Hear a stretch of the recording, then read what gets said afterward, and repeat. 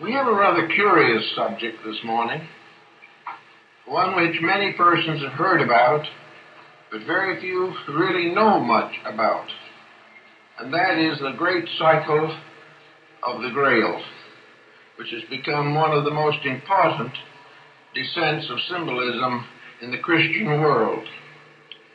During the Romance period in Europe, there were a long group of troubadours, many poets, literary people, persons in almost every walk of life, religious and secular, who centered their patterns of living around what was called the legend of the quest, the search for the Holy Grail. And in spite of a tremendous amount of research, and this research into hundreds of manuscripts, the problem of the Grail remains very largely unsolved. So this morning we want to approach it a little differently, not dogmatically, to see if we can see a little more of the influence of this tradition, not only upon the people of the 14th, 15th, and 16th centuries, but upon the world as it is today. For part of the story seems to come down even into our own time. Where it all began is quite unknown. Probably it is pre-Christian originally. It may have begun in Persia or Chaldea or one of the other nations of the Near East. But it was the story of a search for the most holy relic of Christendom, the Holy Grail, the cup from which Christ drank at the communion of the Last Supper. The fact that the cup continued to exist is variously supported by myth, by legend, and by certain semi-historical accounts. Probably one of the most prominent and common legends is that to the effect that it was brought to Britain by Joseph of Arimathea. He was the one who loaned or gave his tomb for Christ's body to rest in the Holy Sepulchre. Joseph reached England probably around the year 50 or 60 A.D. and is supposed to have brought with him the Holy Grail and the handkerchief of Saint Veronica.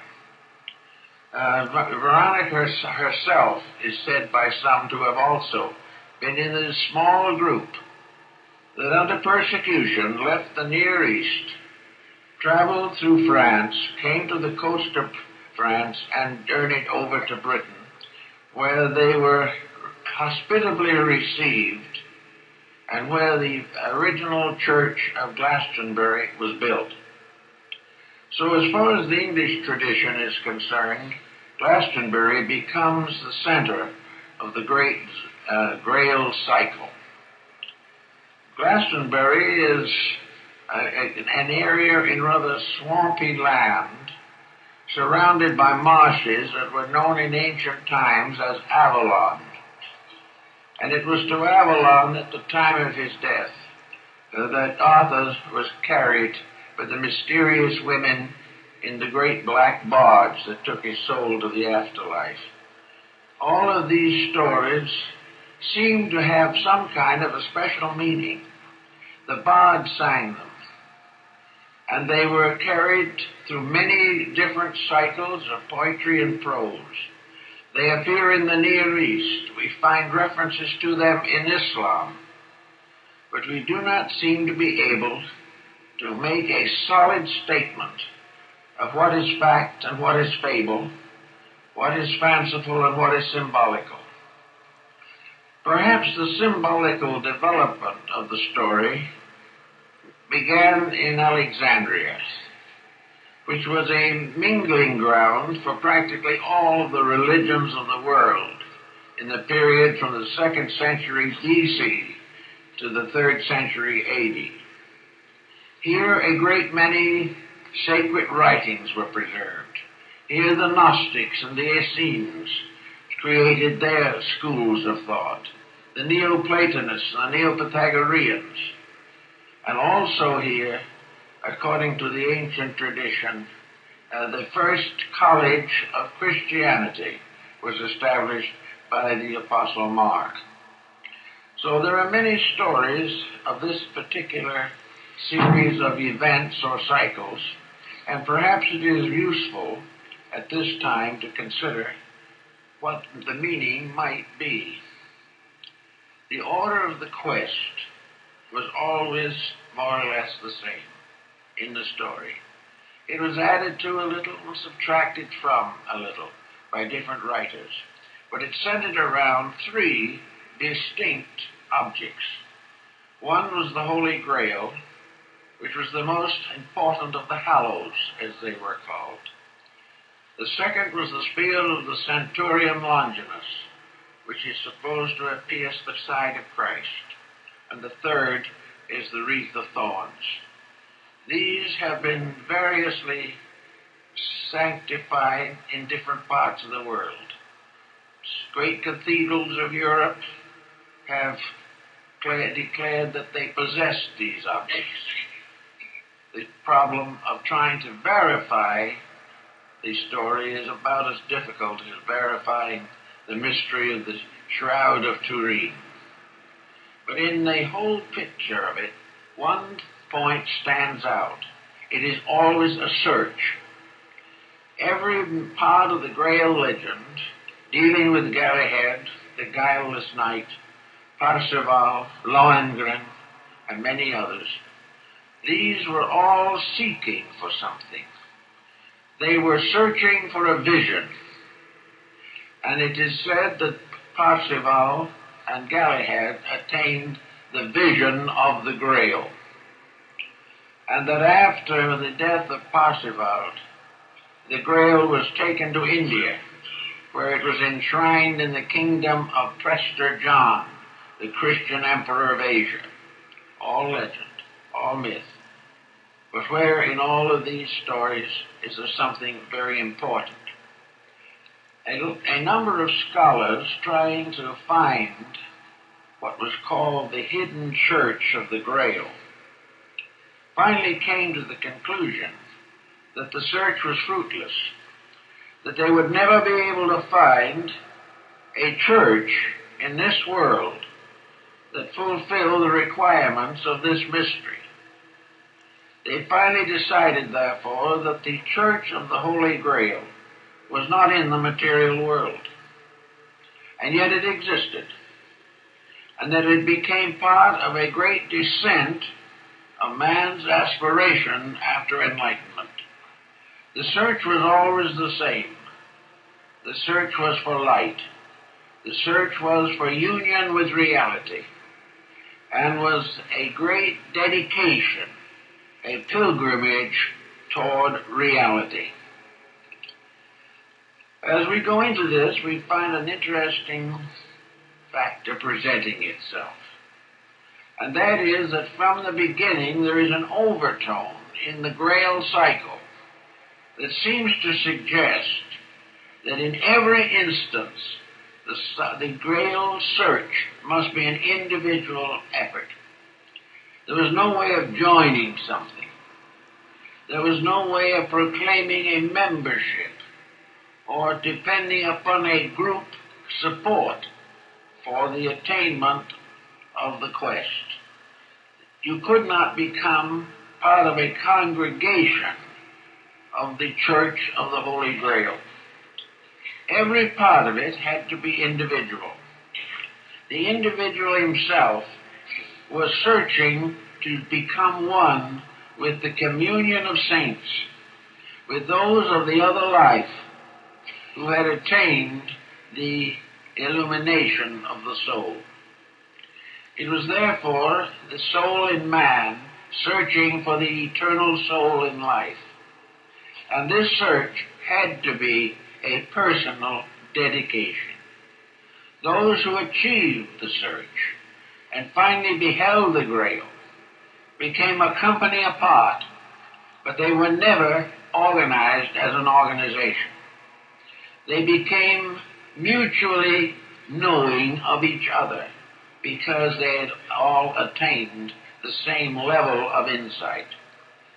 They were part of a level of internal illumination and not an organization. This seems to meet most of the requirements of the subject, but leads, of course, inevitably to the dedication for the search. A dedication which was part of the vow of knighthood back in the medieval period. The vigil of the Grail was always in a church, and a knight receiving ordination into his order spent the first night in prayer and meditation before the altar of his local church. Having thus dedicated himself internally by a voluntary action of his own, he started out on a quest which no one could assist him. No one could do it for him. No one could walk with him. No one could prevent him from making mistakes. It was a lonely journey, a journey from illusion to light, from darkness to participation in eternal truth.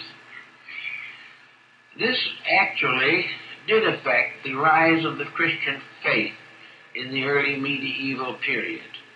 The Grail cycle, regardless of its origin, which may have been among the mystery schools of Egypt, Asia, North Africa, Greece, all of these countries. But wherever it began, it became a key to the religion that had no physical structure.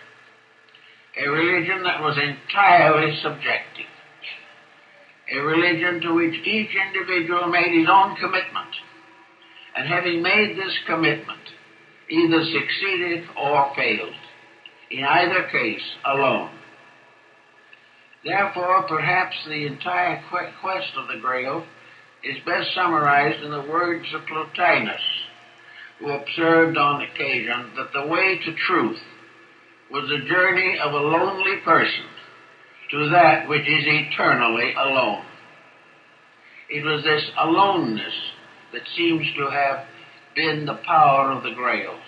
Each individual had to call entirely upon his own internal resources. He had to train himself, he had to dedicate himself, he had to consecrate himself. He had to master one by one the weaknesses of his own flesh. He had to overcome the pressures and temptations of ambition and avarice. He had to purify his own nature by a vow taken only to the very highest part of himself. He must slowly climb that mountain between his own material nature and the attainment of the enlightenment of his inner soul. It's a very interesting concept, and probably has never been fully explored, except that there are records and indications that certain persons apparently achieved this tremendous dedication.